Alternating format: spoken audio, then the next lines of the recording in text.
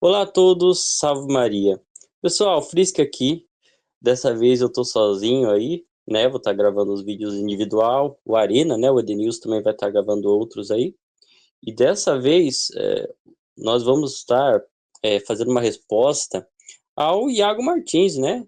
Bem conhecido aí no YouTube, que ele fez um vídeo há um tempo atrás, se o cânon bíblico foi dado pela igreja ou não, como sucedeu essa história. E que é um vídeo que eu já tinha assistido ele, mas reassistindo para gravar nessa resposta é hilário, né? Certas coisas que ele diz, e é um completo negacionismo histórico, absolutamente.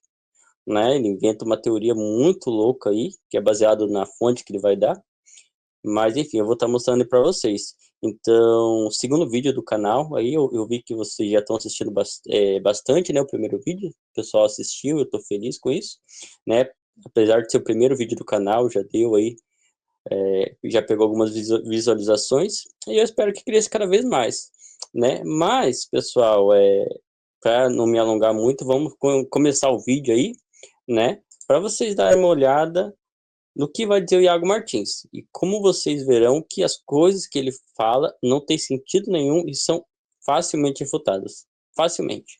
Enfim, bora lá, pessoal. Dando uma pergunta muito simples. Quando o cano bíblico foi realmente fechado? E no fim das contas, o que é que isso significa para a nossa compreensão da fé? O vídeo de É, significa que a sola escritura está em uma enrascada aí, né? E até ele e outros protestantes já perceberam isso. O cânon bíblico, a formação desse cânon é fundamental para a fé protestante continuar viva, né, no sentido teologicamente falando. Então, eles têm que ficar inventando malabarismos para justificar do porquê a história não foi do jeito que foi, né, para só a escritura fazer sentido. Mas enfim, continuando.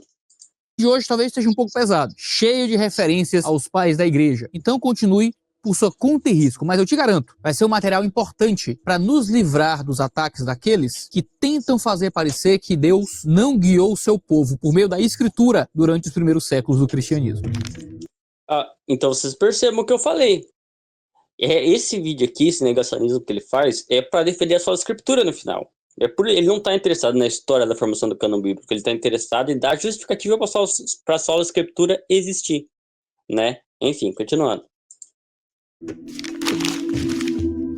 Deixa eu começar dizendo que nada nesse vídeo é uma invenção ou descoberta minha. Esse vídeo, como praticamente tudo que eu gravo aqui na internet, não é nada mais do que informação contida nos melhores livros sobre formação do cânon e sobre bibliologia. Então, se isso aqui fosse um texto... Então, ele está dizendo que são o melhor conteúdo sobre bibliologia no assunto, né? Olha lá, vamos ver.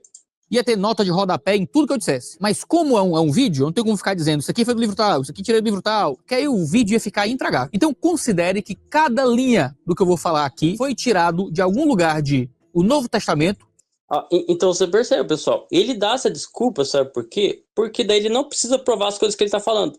Ou seja, ele fala assim, não, eu não preciso mostrar onde está escrito porque o vídeo ficaria muito longo e teria que ficar citando a cada momento. Mas daí ele usa como desculpa para não dar as fontes das bobagens que ele vai falar. Ou seja, com isso ele tem desculpa para falar o que ele quiser. Ele fala o que ele quiser a todo momento e o pessoal que não conhece aceita. Né? Mas vamos ver qual que é as fontes deles, as fontes do Ian Martins. Sua origem e análise, de Merrill Tenney, de Introdução ao Novo Testamento, do D.A. Carson, Douglas Moo e Leon Morris, de E Deus Falou na Língua dos Homens, de Paulo Wong, de A Heresia da Ortodoxia, do Andreas Kostenberger com Michael Kruger. Então, pessoal, só um adendo. Até aqui, todos esses livros aí não é referência propriamente acadêmica sobre o assunto. São livros de teólogos protestantes que estão fazendo teologia protestante. Não é referência acadêmica propriamente dita, né? Ele vai citar o único que ele vai citar aqui, que ele vai citar agora, é o do F.F. Bruce, que no máximo esse pode dar algum tipo de relevância a essa obra aqui, mas o resto é pura teologia protestante. Enfim, continuando. De O Cânon das Escrituras, clássico, de F.F. Bruce, e Canon Revisited, de Michael Kruger. Para mim, o melhor livro sobre cânon que você vai encontrar hoje no mundo. Eu vou colocar... Isso é porque o Iago Martins não sabe o que é um livro acadêmico, produção acadêmica sobre o tema. Esse livro aqui do Michael Kruger, eu li esse livro. E eu digo para vocês, pessoal, é pura propaganda protestante. É um dos piores... Desculpa, eu não quero utilizar essas palavras, mas é lixo esse livro aqui. Ele é meramente um apologeta protestante. Esse livro, o que ele é? Ele é uma defesa da sola escritura disfarçada de debate sobre o cânon bíblico. É horrível esse livro. Não recomendo para ninguém. É horrível, horrível. Mas enfim, qualquer dia desses eu vou gravar um vídeo só mostrando para vocês como esse livro aqui é absurdo. É absurdo. Mas enfim, continuando. A lista desses livros aí na descrição do vídeo. Esses foram os materiais principais que eu consultei para formar o vídeo de hoje, então eu vou deixar a lista deles para você ter fonte de aprofundamento, se você quiser. Então vamos lá. Nós sabemos que as cartas do Novo Testamento eram enviadas e circulavam nas igrejas, e já eram recebidas como escrituras sagradas. Não sei se essa ideia é estranha para você, mas os autores do Novo Testamento sabiam que estavam escrevendo escritura sagrada, e as igrejas que recebiam essas cartas também sabiam disso. E agora fica a pergunta, de onde o Iago Martins tirou essa informação? Eu quero saber de onde. Isso aqui é um completo absurdo. Isso daqui passa longe de ser verdade. Longe, longe, longe. Né? Por exemplo, de fato, sim, algumas escrituras estavam circulando na igreja. Sim, mas o que isso significa? Nada. Porque vários outros livros também circulavam, nem por isso é escritura, né? A maior parte, inclusive dos escritos do Novo Testamento, só vão aparecer de fato bem posteriormente. Elas tinham uma circulação, mas era mais local, não circulavam amplamente na igreja, né? E agora, essa afirmação dele de que, por exemplo, os escritores do Novo Testamento sabiam que estavam escrevendo escritura sagrada e canônica, isso aqui eu não sei também de onde ele tirou. Porque, por exemplo, as informações que nós temos, vamos dar uma olhadinha aqui, por exemplo, no que diz o prólogo do Evangelho de São Lucas. Olha só. Pessoal, olha o que diz o capítulo 1 do prólogo de São Lucas, verso 1. Muitos empreenderam compor uma história dos acontecimentos que se realizaram entre nós, como nos transmitiram aqueles que foram desde o princípio testemunhas oculares e que se tornaram ministros da palavra. Ou seja, o próprio São Lucas está dizendo que existiam outros livros que relatavam a história de Jesus antes dele e que ele leu esses livros para se basear na história, nas informações que ele dava também ali, né, essas obras, para compor a obra dele. Olha só que coisa louca, vai vir, continuando. Também a mim pareceu bem, depois de haver diligentemente investigado tudo desde o princípio, escrevê-los para ti segunda ordem, excelentíssimo Teófilo, para que conheças a solidez daqueles ensinamentos que tens recebido. Ou seja, primeiro, São Lucas aqui, ele está escrevendo porque, ao que parece, o Teófilo pediu. Porque foi algo que veio do próprio Teófilo. Você percebe, pessoal?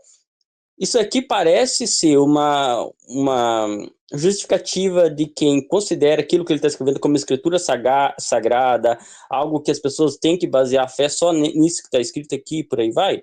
Não é essa que está aparecendo, não é a justificativa que está dando aqui em São Lucas.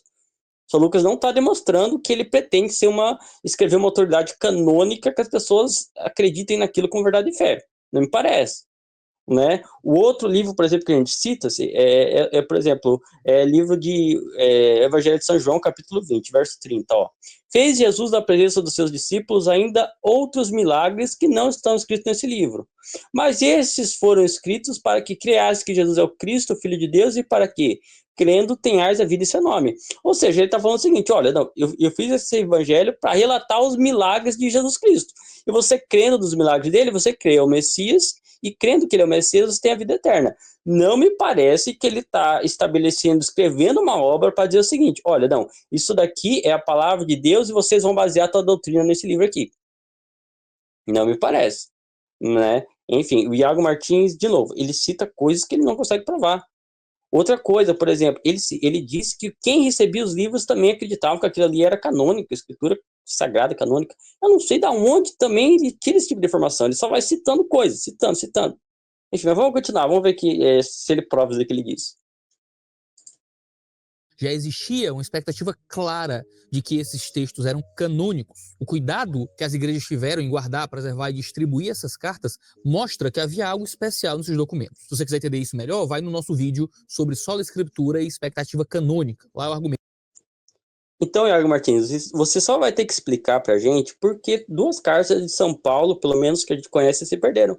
Porque a carta aos Laodicenses, que ele cita, né? Se eu me lembro bem, é lá em Colossenses, e a carta que ele mandou aos Coríntios, a primeira de todas, também se perdeu.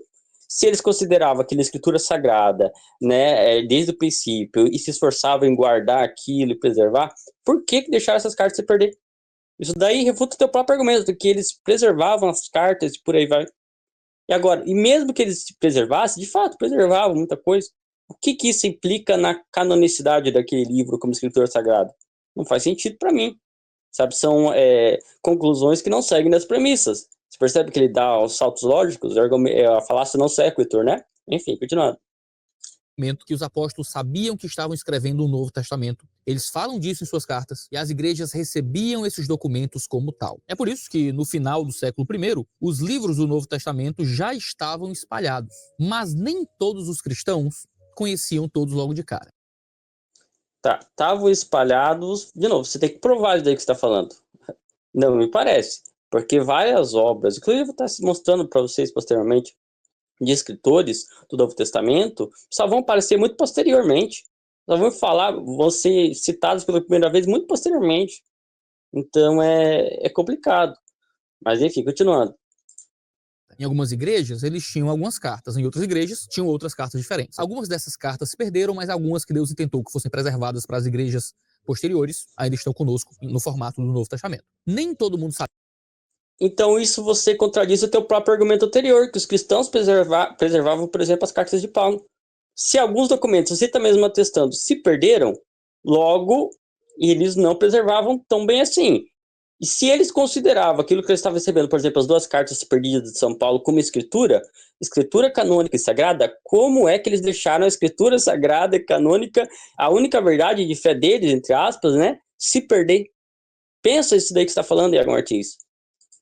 Sabia das cartas que outras igrejas possuíam. E provavelmente poucos cristãos no começo do século I veriam todos os evangelhos ou todas as cartas de Paulo antes do fim daquele século. Além disso, muitos evangelhos apócrifos, atos falsos, cartas falsas, circulavam durante o século I e o século II e acabaram sendo aceitos por alguns grupos. Isso fez com que alguns desses textos sobrevivessem como evangelhos apócrifos ou pseudoepígrafos que nós temos. Tá, daí agora eu tenho que perguntar para você, como você sabe que isso daí é apócrifo ou pseudoepígrafo? Fica a pergunta, né? Enfim, continuando aí. Quando eu falo dessa variedade de documentos que circulavam, pode parecer que a igreja demorou muito para reconhecer a autoridade dos livros do Novo Testamento ou reconhecer que havia um cânon a ser preservado. Mas não é bem assim. O debate sobre o cânon do Novo Testamento não é apenas sobre uma lista fechada de livros autorizados. Os livros canônicos estavam circulando muito antes de uma listagem formal existir. Tá, só que agora ele vai entrar num problemaço aqui pra gente, que é o seguinte, o que é que você considera cânon? Porque esse vídeo todo do Iago Martins é uma ressignificação da palavra cânon. Tá, e daí que existiam livros circulando pela igreja? Isso não significa nada. Pessoal, de novo, o que é um cânon? Um cânon é um conjunto de livros, que tem uma autoridade canônica para formar, por exemplo, doutrina, verdade de fé e por aí vai. Né? É um conjunto. Cânon não é livro individual. Livro individual não é cânon. Livro solto, correndo, não é cânon. Cânon é um conjunto de livros que possuem algum tipo de autoridade para determinado fim. É isso daí, ou seja, ele reinterpreta o que significa cânon, né?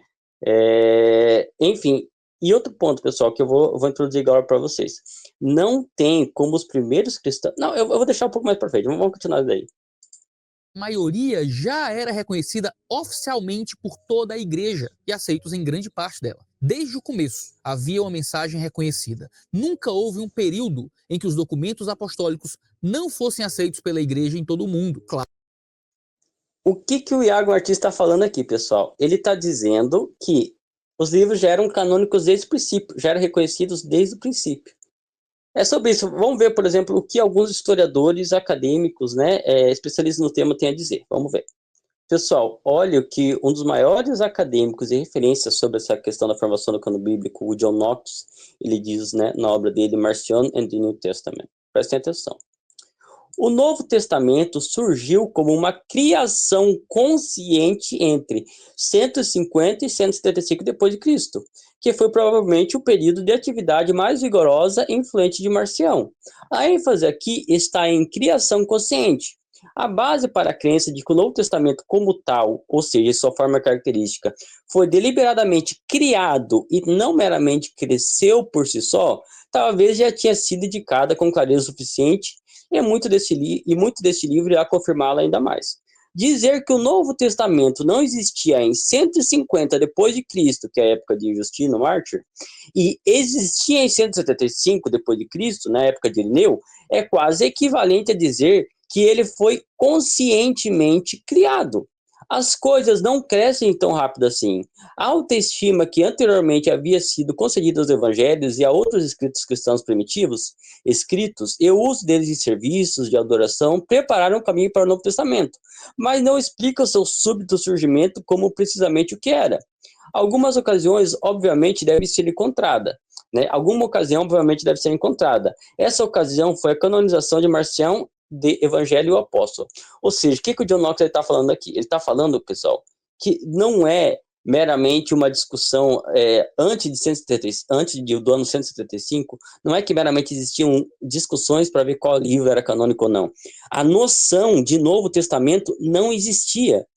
A noção Novo Testamento, um conjunto de livros à parte, separado, e que tem autoridade, para guiar a fé do povo cristão, surgiu apenas a partir da segunda metade do século II. Antes, essa noção não existia. Não existia livro canônico antes dessa época, da segunda metade do século II, que é o período que o Iago Martins está falando, simplesmente porque não existia noção de cânon do Novo Testamento. A noção de cânon do Novo Testamento é uma criação da igreja a partir da segunda metade do século II. A gente só vai ver ela de fato expressada a partir de Santo Irineu de Lyon. Ou seja, em São Justino Mártir ainda não existe a noção de cânon do Novo Testamento, é a partir só de Santo Irineu. Ou seja, é uma criação consciente da igreja, né? Enfim, e continuando, vamos ver o que mais o Iago Martins tem a dizer. Claro que havia debates, claro que não existia um cânon bem estabelecido, claro que o cânon não era igual em todas as igrejas locais, mas esses documentos apostólicos já circulavam por todas as comunidades, ainda que em algumas comunidades não circulassem todos, ainda que algumas comunidades acabassem não reconhecendo alguns poucos livros apostólicos, e ainda que algumas comunidades acabassem reconhecendo alguns poucos livros que eram apócrifos. Então, o que o Iago Martins está falando aqui, pessoal? Ele está falando que a discussão era o seguinte: não, existia já um cânon formado, só tinha discussão se alguns livros eram canônicos ou não, ou seja, a discussão era para excluir alguns, da maior parte que já era reconhecida desde sempre pela igreja cristã. Vamos dar uma olhadinha para ver se é isso também que os outros acadêmicos têm a dizer? Vamos dar uma olhada. Pessoal, olha o que o também acadêmico, especialista também na formação do cânon, de Martin MacDonald diz, na sua obra The Biblical Canon. O uso inicial e as referências aos evangelhos e às cartas de Paulo não significam que esses escritos foram recebidos inicialmente como escritura sagrada em pé de igualdade com os escritos do Antigo Testamento, mas sim que eram úteis na vida e no ministério das primeiras igrejas. Esse é o primeiro passo em um processo que se move do reconhecimento da autoridade dos escritos cristãos para seus status escritural e, eventualmente, para sua colocação em uma coleção fixa ou catálogo das escrituras cristãs. Ou seja, o fato dos livros serem conhecidos, por exemplo, até antes da metade do século II, e correrem na igreja, não significa que eles eram canônicos ou considerados como escrituras sagradas do mesmo nível, por exemplo, que o Antigo Testamento. É um grande de um salto lógico,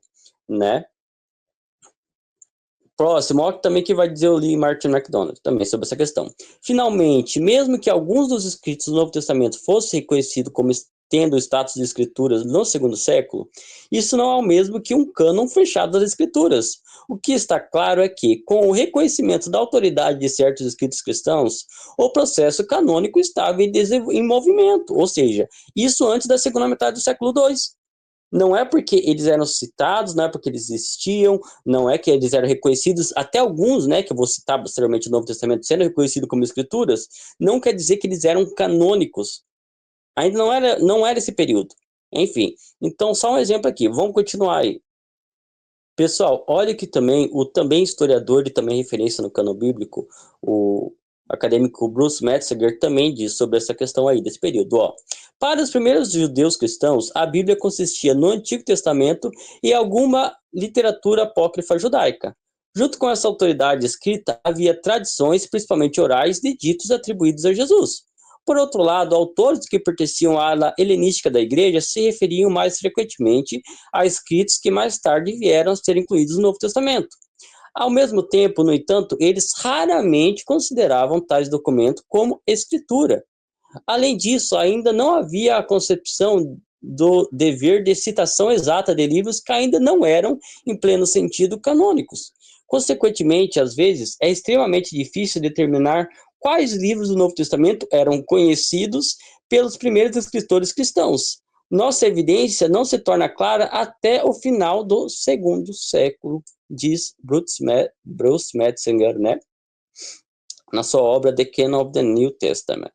Então, vamos ver qual que é o próximo argumento do Iago Martins. Não é um cenário de caos absoluto, de recusa completa de materiais apostólicos, mas o núcleo principal do Novo Testamento já era reconhecido em todas as igrejas. Havia alguns debates, mas eles representavam uma parcela bem menor do que seria o cânon no futuro. O debate sobre o cânon era muito mais sobre quais livros rejeitar do que sobre quais livros aceitar, porque os livros aceitos já eram muito comuns, já eram constantemente usados nas igrejas. Esses livros Então você viu que é algo que a gente acabou de refutar com historiadores especialistas no tema, né? Mas vamos dar mais uma olhadinha. Olha lá. Olha que também Bruce Metzinger vai dizer de novo aqui, ó. Presta atenção. Quando é que, de fato, o núcleo do Novo Testamento vai ser formado? Perto do final do segundo século, no entanto, podemos ver o esboço do que pode ser descrito como núcleo do Novo Testamento. Ou seja, é só a partir da segunda metade do século II, próximo do final do século II, que o núcleo começa a ser formado. O processo começa a partir desse momento. Olha essa coisa interessante. Tá, agora vamos ver o próximo argumento do Iago Martins. eram recebidos e aceitos como palavra de Deus, porque foram enviados e recebidos assim. Outros livros existiam e surgiam, e algumas pessoas acabavam usando livros que eram realmente bíblicos para pregar heresias, distorcendo o texto real do Novo Testamento, mas com o passar dos anos, esses debates foram ficando mais intensos, mais presentes nas igrejas, até a chegada de uma conclusão mais absoluta sobre qual seria o texto final do Novo Testamento. Desde o início do período pós-apostólico, já estava estabelecida a ideia de autoridade extraordinária daqueles textos e do encerramento do trabalho de revelação apostólica. Era muito claro no século I e no século II que os apóstolos tinham escrito certos textos, esses textos deveriam ser preservados e que nenhum texto novo, além deles, deveria ser aceito na igreja. A ideia, portanto, era que o cânon estava definido. Tá, ele falou que é algo muito claro. Vamos ver também se mais historiadores dizem se algo claro não é tão claro, que o cânon já estava definido desde o primeiro século, desde o início, né? Bora lá. Pessoal, olha o que o Adolf Hoar, na obra dele, The Origin of the New Testament, tem a dizer sobre essa questão toda. Esse daqui é um dos maiores também especialistas sobre a formação do cânon bíblico, e também é protestante, inclusive. Presta atenção. Assim, agora na segunda metade do século II, estamos lidando com um período em que as Sagradas Escrituras ainda eram escritas em rolo. O fato de uma estrutura definida, evangélica, et apostólica, literatae, a última começa com os Atos dos Apóstolos, é em si uma evidência da maior importância de que o Novo Testamento, a partir de um certo ponto de seu desenvolvimento, foi uma criação consciente. Mas a forma como a adição é feita sob a influência dominante dos Atos dos Apóstolos não poderia ter ocorrido automaticamente e ao mesmo tempo em diferentes igrejas. Refiro-me aqui ao que já foi escrito na página 67, a colocação deste livro, Atos, no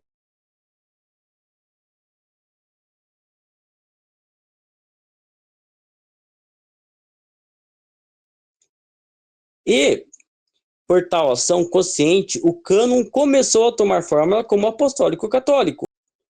Não poderia ter acontecido de outra forma, pois o senso de propósito expresso na estrutura não pode ter sido inconsciente. Não é permitido objetar que os Atos dos Apóstolos não poderiam deixar de encontrar seu caminho para o cânon e ocupar uma posição importante nele, visto que seu autor já havia encontrado um lugar lá como evangelista, pois o livro não é colocado ao lado do Evangelho de Lucas, nem o nome de Lucas aparece em seu título. Esse último fato é muito importante. Observe que Atos dos Apóstolos é o único livro do Novo Testamento que não traz em seu título, o nome do autor. O livro foi feito para suprir o lugar de um livro que não existia e não poderia existir. Essa valorização do livro, essa nova marca impressa sobre ele, não se fizeram sozinha. Elas surgiram porque um cânon apostólico católico sólido e orgânico deveria ser obtido por meio disso. Ou seja, o que o Adolf Harnack está falando aqui é o seguinte, von Harnack. Ele está dizendo que, basicamente, o cânon do Novo Testamento é uma criação consciente da igreja a partir do século II, da segunda metade do século II. É isso que ele está dizendo. Olha o que também especialista sobre a formação do cânon bíblico, Walter Bauer, ele diz na sua obra Orthodoxy in Heresy in Early Christianity. O cristianismo ortodoxo passou por uma reorganização e agora encontrou um patrono apostólico naquele membro dos 12 que compartilhava seu nome com o apocalíptico e que estabeleceu uma conexão mais próxima com Jesus do que Paulo, o que era considerado o trunfo mais alto na luta contra a heresia. Somente a canonização do livro de Atos e das cartas paulinas, incluindo as pastorais, mais uma vez proporcionou uma visão clara da situação real em relação a Paulo. Ou seja, o Walter Bauer está dizendo que a igreja também, aqui falando do século II, também canonizou a obra de São Paulo, né? Enfim, na luta inclusive contra a heresia. Continuando. Pessoal, olha o que o Adolf von Harnack também vai dizer em História do Dogma, volume 2, página 51. Olha só. A identificação fatal das palavras do Senhor e das palavras dos apóstolos, tradição apostólica, já existia antes da criação do Novo Testamento, embora este procedimento lhe desse um novo alcance e conteúdo e um novo significado. Mas, com as epístolas de Paulo incluídas, o Novo Testamento elevou a mais alta expressão da consciência da redenção e o princípio orientador, e ao admitir o paulinismo no cânon, introduziu um fomento saudável na história da igreja. Ao criar o Novo Testamento e reivindicar sua posse exclusiva, a igreja privou as comunhões não católicas de todo o fundamento apostólico. Ou seja, ao trazer para si, ao canonizar esse livro, a igreja estava ao mesmo tempo excluindo os hereges, ou seja, era uma parte, inclusive, da luta contra os hereges, né? Assim como havia despojado o judaísmo de todo título legal ao tomar posse do Antigo Testamento. Mas, ao elevar o Novo Testamento à autoridade padrão, ela criou o arsenal que forneceu ao período seguinte as armas mais afiadas contra si mesmo. O lugar do Evangelho foi ocupado por um livro de conteúdo extremamente variado, que teoricamente adquiriu a mesma autoridade do Evangelho.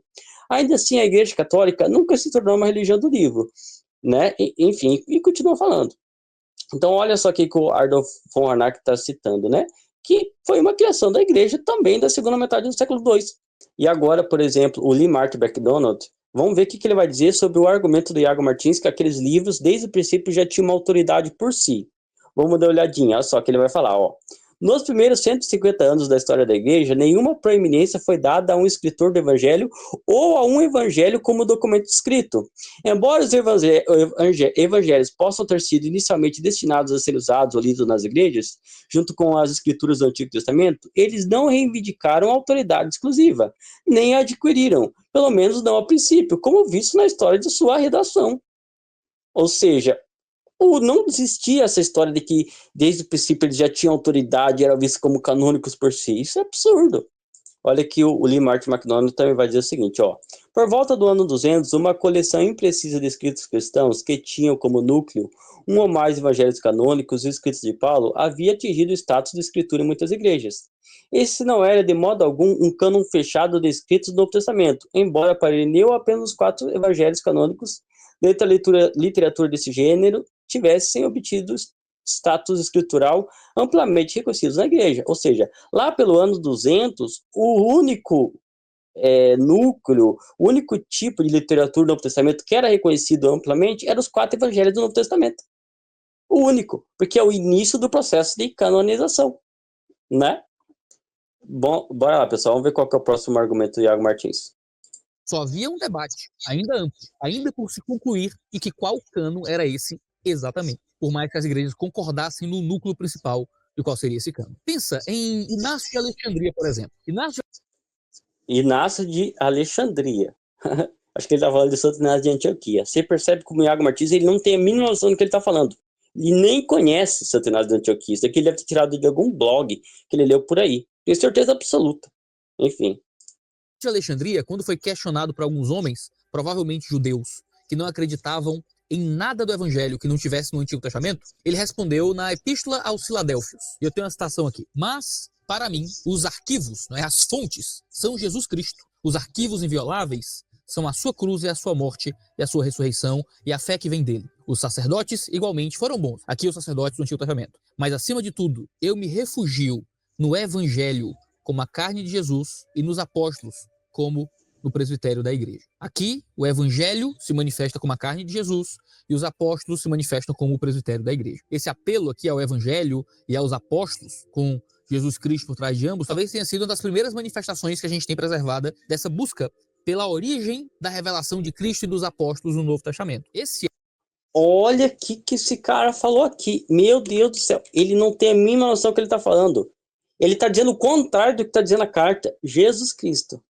Presta atenção, pessoal. Aqui, as pessoas anticristãs, elas viam e perguntavam para o Santo Inácio de Antioquia onde o que ele estava falando estava escrito. Ou seja, mostra nos documentos escritos.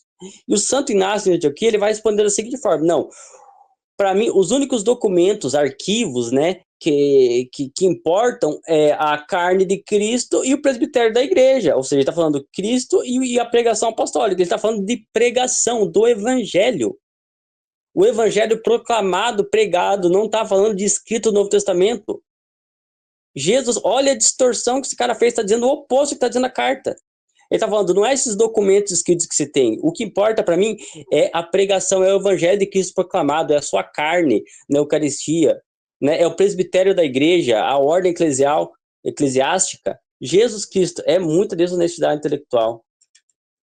Dessa busca pela origem acerca de Jesus. Um arquivo que deveria ser encontrado remontando aqui a mensagem dos apóstolos. Inácio entendia que os apóstolos possuíam uma autoridade extraordinária, que não existia nos escritores cristãos posteriores. Nenhum polemista, nenhum apologeta, nenhum pastor, nenhum teólogo depois dos apóstolos tinha a autoridade que os apóstolos tinham. Há uma autoridade extraordinária e, por isso, um encerramento implícito dessa autoridade. Olá, pessoal. Inácio aos Magnésios. Vamos ver se, de fato, ele não acreditava que os sucessores, outras pessoas que sucederam, tinham alguma autoridade no mesmo nível, por exemplo, daquilo que estava escrito, né? Por isso, vos peço que estejais dispostos a fazer todas as coisas na concórdia de Deus, sob a presidência do bispo que ocupa o mesmo lugar de Deus, dos presbíteros que representam o colégio dos apóstolos e dos diáconos, que são muito caros para mim, aos quais foram confiados o serviço de Jesus Cristo, que antes dos séculos estava junto do Pai e por fim se manifestou. Próxima.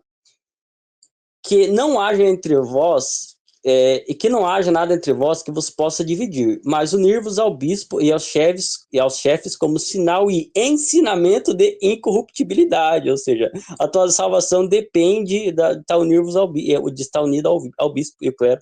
Próximo, aos Efésios. Para a honra daquele que nos amou, é preciso obedecer sem nenhuma hipocrisia, porque não é o bispo visível que se engana, mas é o invisível que se mente. Não se fala da carne, mas do Deus que conhece as coisas escondidas, né? Daí depois ele fala o seguinte: está claro, portanto, que devemos olhar para o bispo como ao próprio Senhor. Ou seja, claramente o bispo representa Deus, tem uma alta autoridade, né?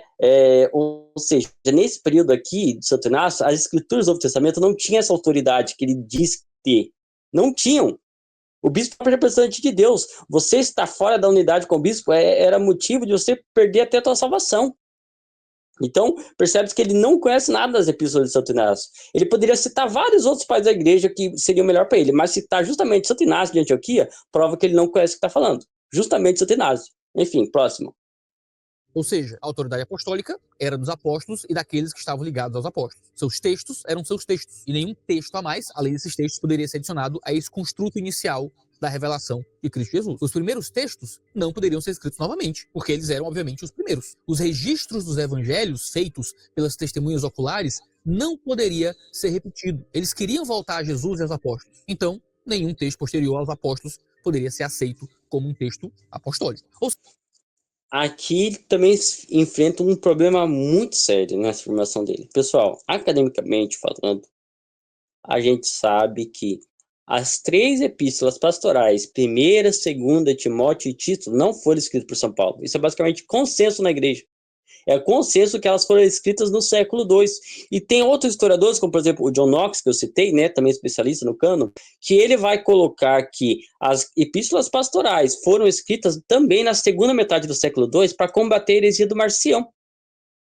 Ou seja, independente se você coloca no começo ou depois do final do século II as epístolas pastorais, de fato, elas são obras do século II.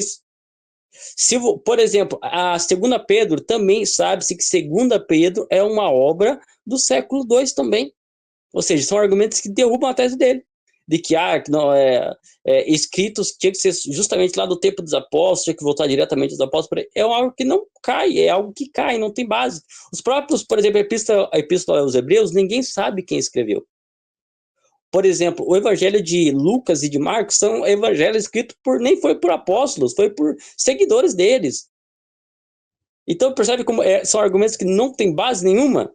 Enfim.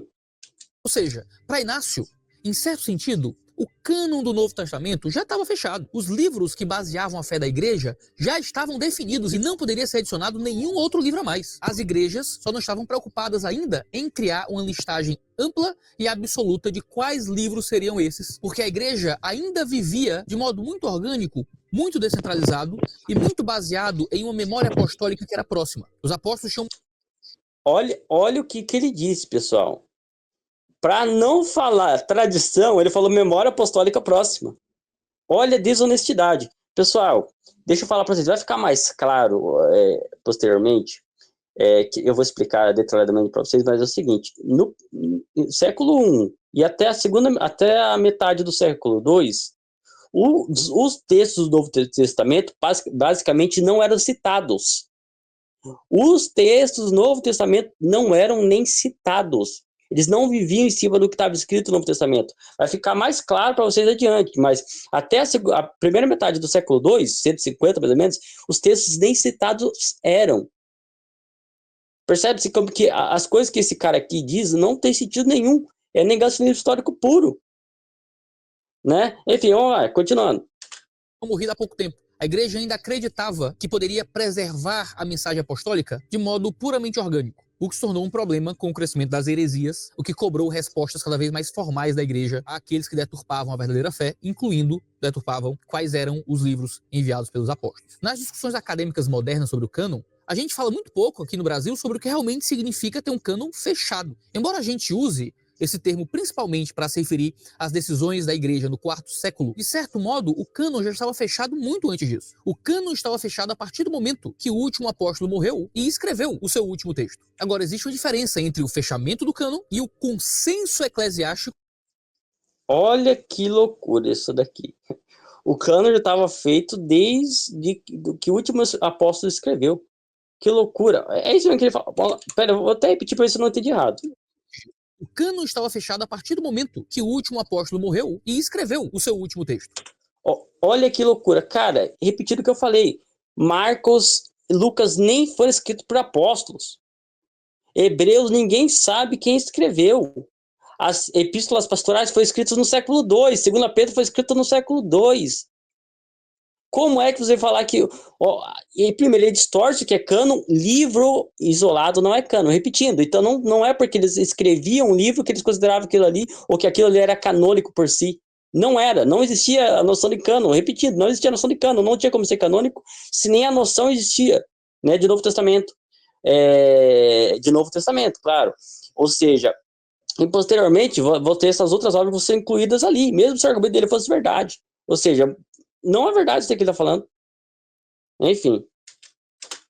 Agora, existe uma diferença entre o fechamento do cânon e o consenso eclesiástico acerca dos livros que compõem esse cânon. E são duas coisas diferentes que não podem ser confundidas, porque a gente acha que a igreja fechou o cânon, ou que a igreja definiu o cânon, quando na verdade a igreja apenas reconheceu o cânon que havia sido dado pelos próprios apóstolos. Vamos citar mais um acadêmico agora, pessoal. Bora lá. Pessoal, olha o que o acadêmico, inclusive ele é luterano, protestante, né? Hans von Copenhaus tem a dizer na sua obra The Formation of Christian Bible. Presta atenção, né? Ele falando aqui do período até a segunda metade do século II. Presta atenção. Primeira metade, aliás. A característica formal que caracteriza toda a época que acabamos de revisar é a falta de qualquer autenticação formal da tradição que deriva e testemunha Cristo. Em suma, a falta de um Novo Testamento. Nessa medida, a igreja pré-marcionita ainda pertence à era do cristianismo primitivo. Sua Bíblia é o Antigo Testamento e aparentemente lhe basta para demonstrar e confirmar sua fé.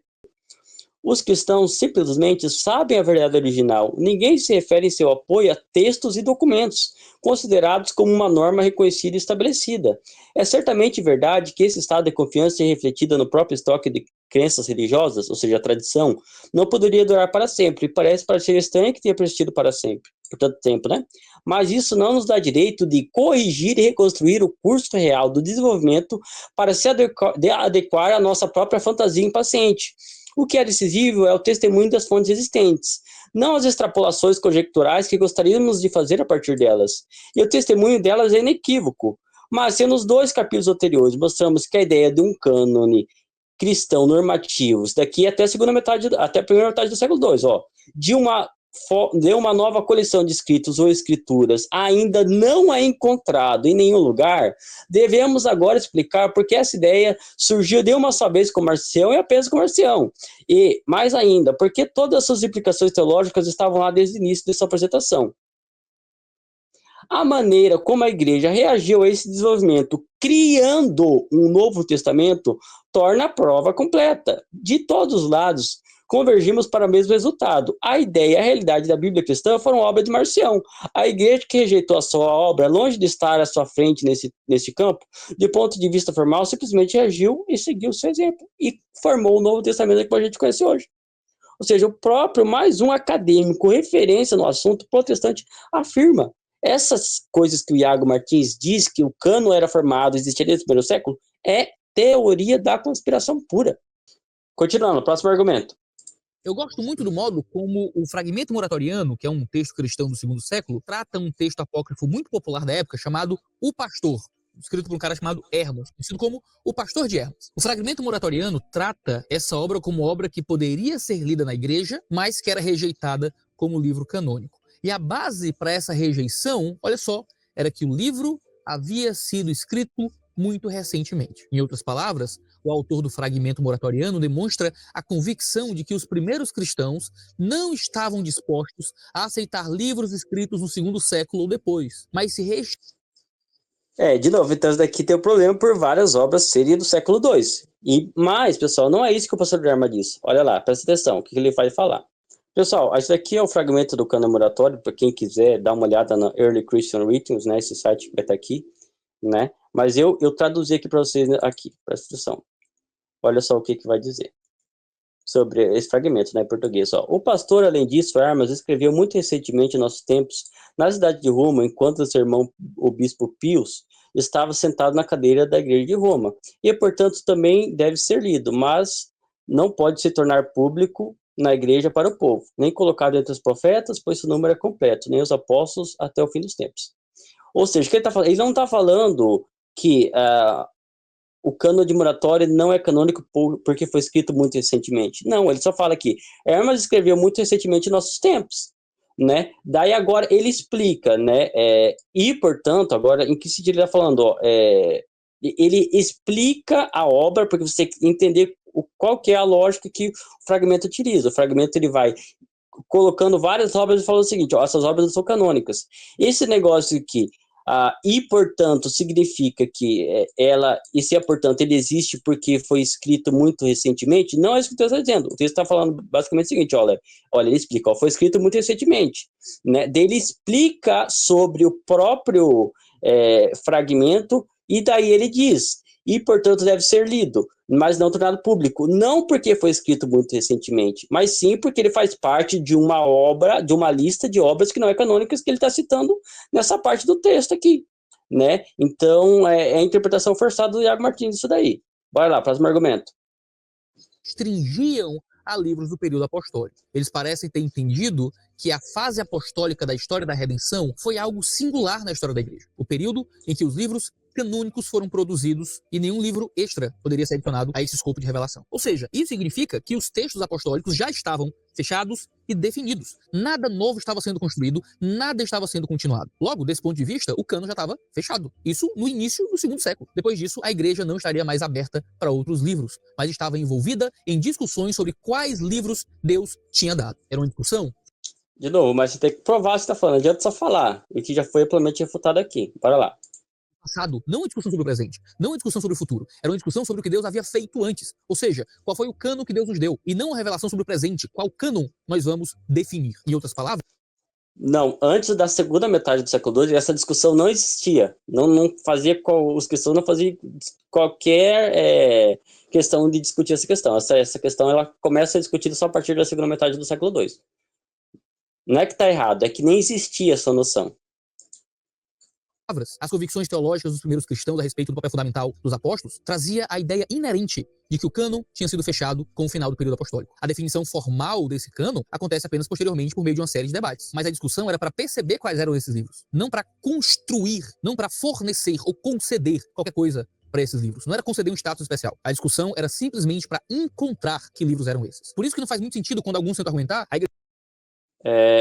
De novo, a noção de cânon do Novo Testamento começa a partir do século II, e como já foi amplamente demonstrado, de fato, foi-se uma criação. A igreja conferiu, de fato, uma autoridade àqueles livros que anteriormente não eram. Ou seja, se antes os livros não tinham autoridade, não eram referidos como autoridade, como escritura pelos cristãos, e a partir daquele momento a igreja começa a incluir no seu catálogo, e a partir desse momento os livros começam a ser reconhecidos como escritura, coisa do tipo, é porque a igreja conferiu autoridade, pelo menos perante a comunidade, né?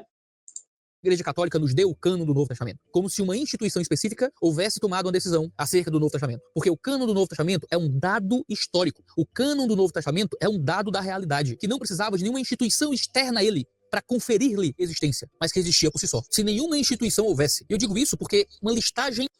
De novo, isso daí é refutado por todos os acadêmicos que eu trouxe aqui. O cânon não era uma realidade. Não existia a realidade do cânon. A igreja vai começar a pensar no cânon em resposta às heresias. Os hereges são os primeiros a tentar formar cânon. O primeiro, de fato, que vai tentar formar um cânon cristão do Novo Testamento vai ser o Marcião.